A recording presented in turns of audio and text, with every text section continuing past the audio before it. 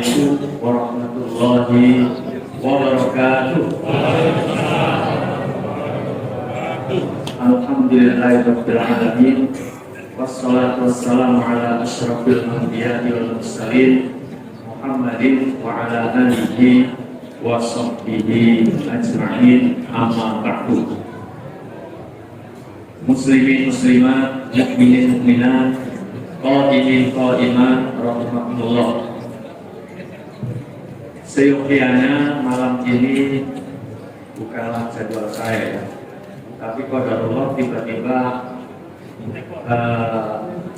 ustaznya berhalangan hadir, Pak Taufik terus menghubungi saya untuk kemudian menggantikan.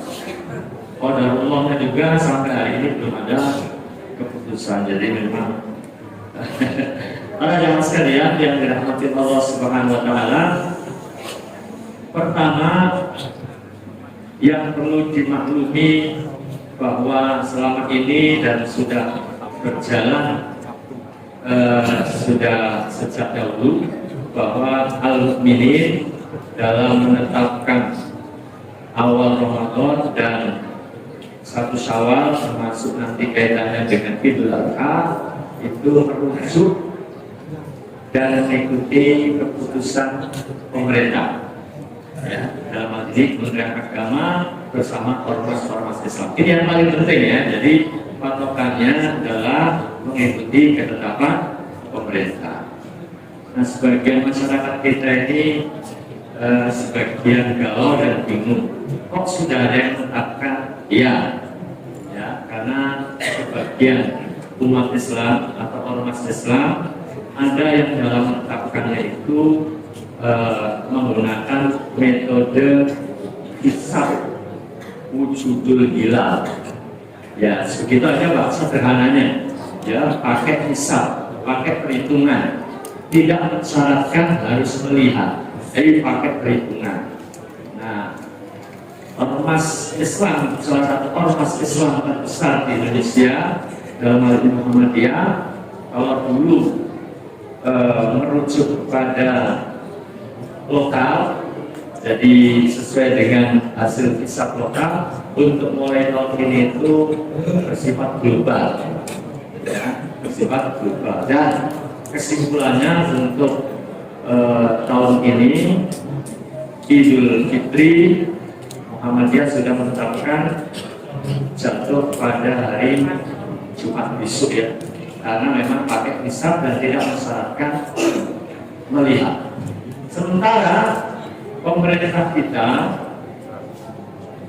dengan tentu berdasarkan pertimbangan dalil yang muktabar, pendapat ulama yang muktabar, ya, mengikuti dalam penetapan untuk satu Ramadan dan satu Syawal termasuk Idul Adha itu adalah dengan melakukan rupiah lokal.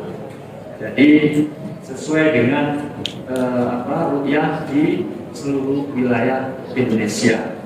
Apakah tidak menggunakan hisab? Pakai. Jadi mengkombinasikan dua metode, hisab dan rupiah. Cuma hisab itu sebagai informasinya, bahan bakunya, tapi konfirmasinya, ketuk palunya itu adalah dengan melihat, dengan rupiah. Nah, ketika harus melihat, maka mesti ada kriteria yang disepakati. Nah, di antara negara-negara yang tergabung dalam istilahnya itu MABIN, ya, Menteri Agama Brunei Darussalam, Indonesia, Malaysia, Singapura, mereka ada forum komunikasi yang kemudian disebut dengan MABIN. Di antara kesepakatannya adalah menyepakati ini, bahwa untuk bisa melihat hilal dan akhirnya menjadi keputusan itu harus memenuhi dua kriteria utama, yaitu ketinggian 3 derajat dan juga elongasi Nah, untuk kasus saat ini itu untuk ketinggian derajat masuk, tapi untuk elongasinya nggak masuk. Padahal dua syarat ini bukan salah satunya dipakai, tapi ini dua-duanya harus, ya. Dan karenanya kemudian tadi barusan dapat info bahwa Kementerian Agama atau pemerintah Indonesia memutuskan bahwa 1 Syawal jatuh pada hari Sabtu Pahing, ya, Sabtu Pahing 21 Maret. Ya, jadi ini sudah resmi, dan penjelasan tadi saya itu hanya menjadi latar belakangnya saja. Kenapa kok sudah diputuskan hari Jumat? Kenapa pemerintah dalam hal ini, ya, dengan ormas-ormas lainnya itu memutuskan hari Sabtu? Itu tadi pertimbangannya. Secara ketinggian derajat sudah masuk, tapi elongasinya nggak masuk. Padahal dua ini harus dua-duanya terpenuhi. Nanti detailnya silahkan dibaca sendiri. Saya juga bukan ahli, cuma saya tahu globalnya begitu aja. Para jemaah sekalian yang dirahmati Allah Subhanahu Wa Taala, intinya kalau ini selama ini untuk awal Ramadan, kemudian 1 Syawal, Dzulhijjah itu selalu berpatokan pada keputusan pemerintah. Jadi sebenarnya nggak harus galau, ya, karena ya sudah, kalau sudah diputuskan kita ikut, kalau belum ya kita tunggu. Sebenarnya tinggal begitu. Tapi ya penjelasan tetap diperlukan. Baik. Nah, ini karena saya diamani kultum, saya ingin tambahkan sedikit, ya. Bapak Ibu sekalian yang dirahmati Allah Subhanahu Wa Taala, kita sudah di ujung Ramadan, sudah selama sekian hari kita melaksanakan perintah-perintah Allah, baik puasa, baik tarawih, tilawah Quran maupun yang lain-lainnya. Normalnya seorang Muslim, ya, standarnya seorang Muslim ketika beramal soleh, ketika melakukan ketaatan kepada Allah, tentu yang diharapkan amal tersebut diterima atau ditolak, Pak. Oh, diterima atau ditolak? Tentu semua akan berharap bahwa amal-amal yang kita lakukan semuanya makbul dan diterima oleh Allah Subhanahu Wa Taala. Nah, di kesempatan yang singkat ini, saya ingin mengingatkan beberapa penjelasan para ulama tentang ciri-ciri amal itu diterima. Nah, apa yang akan saya sebutkan ini tidak dalam rangka menghakimi orang lain, tidak dalam rangka melihat amal orang lain, tapi lebih kepada mari kita gunakan untuk melihat diri kita masing-masing. Mudah-mudahan ciri-ciri tersebut ada pada diri kita, dan kita berharap amal kita diterima oleh Allah Subhanahu Wa Taala. Apa ciri dan tanda-tanda di antara tanda-tanda diterimanya amal soleh itu? Yang pertama, ada merujuk ila dzambi, berusaha untuk tidak kembali mengulangi dosa-dosa yang telah lalu. Namanya manusia, Pak, Bu, kita semua pasti pernah melakukan dosa dan kesalahan, pasti pernah tergelincir, termeleset. Betul, Pak, Bu? Nah, kita sudah menyadari itu dan kita bertobat kepada Allah.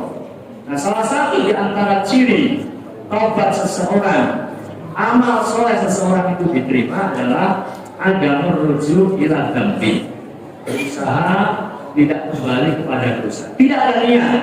Soalan itu kepleset, terjerumus dengan di luar rencana, ya ada taubat, tapi kita tidak merencanakan. Kan ada orang itu, ya, ada kesempatan melakukan dosa, diajak teman, nah sekarang puasa, ntar aja kalau di luar Ramadan. Nah, kayak gini berarti ada niat. Nah, kita tidak termasuk yang punya niat seperti itu. Kita ketika bertobat ya sudah stop. Begitu, Pak, ya. Nah, salah satu tanda di antara tanda amal soleh kita, tobat kita, ya, istighfar kita diterima adalah tidak merencanakan untuk kembali mengulangi dosa dan kesalahan. Kalau ada orang yang ketika ingat dosanya kemudian dia kok malah ketawa tinggi, kayaknya senang menikmati, pernah mengalami dan pernah melakukan hal tersebut, ya kok malah begitu, maka jangan-jangan tobatnya nggak diterima. Tapi kalau ada orang yang ketika ingat dosanya sedih, merasa sempit dadanya, merasa tersiksa, aduh kenapa saya melakukan, ya ada penyesalan yang mendalam. Maka kalau ada penyesalan dan tidak ada lagi keinginan untuk balik, maka itu adalah di antara tanda dan ciri amal itu diterima. Ini seperti dikatakan oleh Ibnu Qayyim, amma idza tadakkara dzamba fa fariha wa taladda fa lam yuqbal. Kalau seseorang ingat dosa lalu gembira, lalu merasa nikmat dengan pernah melakukan itu, malah yuqbal, maka amalnya tidak diterima. Orang yang sekalian yang dirahmati Allah Subhanahu wa taala. Yang kedua, di antara tanda dan ciri amal seseorang itu diterima adalah ziyadatut ta'ah, bertambah taat, bertambah baik. Sekali lagi, ciri-ciri tadi tidak untuk menghakimi orang, ya. Kita mau menghakimi diri kita masing-masing. Kita lihat apakah diri kita semakin baik atau semakin sebaliknya, semakin taat atau sebaliknya.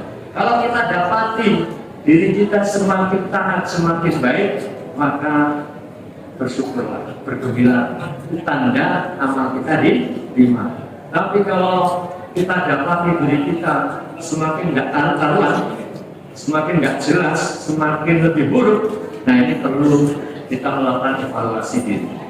Hasan al-Basri pernah mengatakan, inna min jaza'il hasanah al-hasanah ba'dah.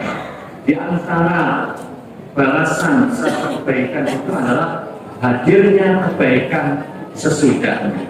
Wa min uqubatis sayyi'ah as-sayyi'atu ba'daha. Dan di antara sanksi dan hukuman perbuatan buruk itu adalah biasanya adanya keburukan sesudahnya. Jadi orang berbuat buruk, berbuat dosa atau maksiat tidak selalu dapat sanksi berupa penyakit, berupa satu hal yang merugikan secara dunia, tidak selalu itu. Tapi kemudian dia malah semakin terjerumus dalam perbuatan keburukan berikutnya. Para jemaah sekalian yang dirahmati Allah Subhanahu wa taala. Kata Al-Hasan, manusia kita semua ini salah satu di antara dua kemungkinan. Ya ada ilham takun fi ziyadah fa anta fi nusur. Wahai bani Adam, wahai manusia, sekiranya kamu tidak dalam bertambah baik, maka kemudian kemungkinan kedua adalah kamu sebaliknya bertambah berkurang. Para jemaah sekalian yang dirahmati Allah Subhanahu wa taala, kemudian apa lagi para jemaah sekalian di antara tanda dan ciri amal soleh seseorang itu diterima adalah thaharatul qalbi, hatinya semakin bersih dari penyakit-penyakit hati, dari penyakit-penyakit jiwa.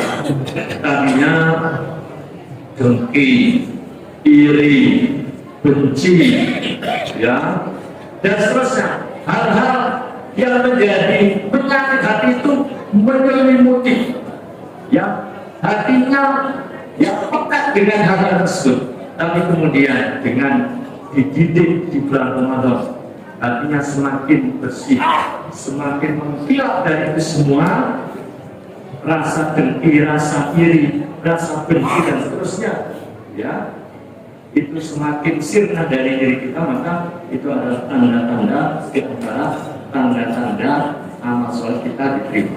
Tapi ketika kita selesai Ramadan, hati kita kok malah sama orang nggak suka, ya, benci, iri, ya, macam-macam, pokoknya penyakit hati itu nggak hilang. Nah, ini perlu kita melakukan evaluasi diri.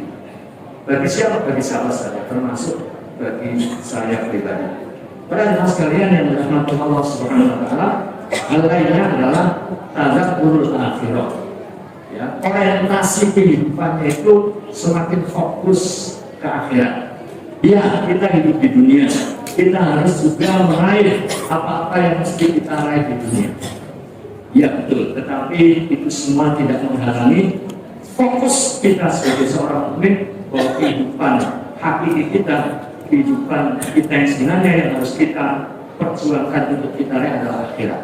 Maka seorang mukmin, amal di antara amalnya itu diterima di antara tanda dan cirinya adalah hatinya semakin ingat, semakin fokus pada akhirat. Bagaimana nanti kalau saya berhadapan dengan Allah, saya ditanya ini dan itu, apa yang akan saya jawab ya di hadapan Allah Subhanahu wa Ta'ala. Ada seorang bertanya ya kepada orang lain, kamu min umrik, berapa lama kamu ya sudah menghabiskan masa usia? Dijawab, situna sana, saya sudah 60 tahun. Subhanallah, berarti sudah selama 60 tahun itulah kamu melakukan perjalanan menuju Allah Subhanahu wa Ta'ala. Maka perjalanan akan segera sampai. Oleh karena itu persiapkan untuk menjawab pertanyaan-pertanyaan. Artinya dia bingung, terus apa dong? Apa yang harus saya lakukan? Kata dia, kata sang ulama ini, ahsin fima baqiya yughfar tamaman. Perbaikilah sisa umur yang masih Allah berikan, ya. Maka kalau ada kesalahan dan keliruan akan diampuni oleh Allah. Wa in asa'ta fima baqiya ukhita bima baqiya bima. Tapi kalau sudah 60 tahun kemudian masih ada kesempatan masih juga buruk, maka kamu akan dimintai pertanggungjawaban yang telah lalu maupun yang akan datang. Para sekalian yang dirahmati Allah SWT, terakhir bahwa di antara ciri dan tanda amal soleh itu diterima adalah ikhlasul amal lillahi ta'ala. Jadi yang sangat betul amal itu diterima selain mengikuti contoh daripada contoh Rasulullah, maka juga secara niat haruslah ikhlas karena Allah Subhanahu wa Ta'ala. Mudah-mudahan kuliah singkat ini bermanfaat. Mudah-mudahan seluruh amal sholat kita, baik yang wajib maupun yang sunnah, baik di bulan Ramadan maupun di bulan-bulan berikutnya, senantiasa dibimbing oleh Allah sehingga semuanya makbul dan diterima oleh Allah Subhanahu wa Ta'ala. Allah wa iyyakum ajma'in. Assalamualaikum warahmatullahi wabarakatuh.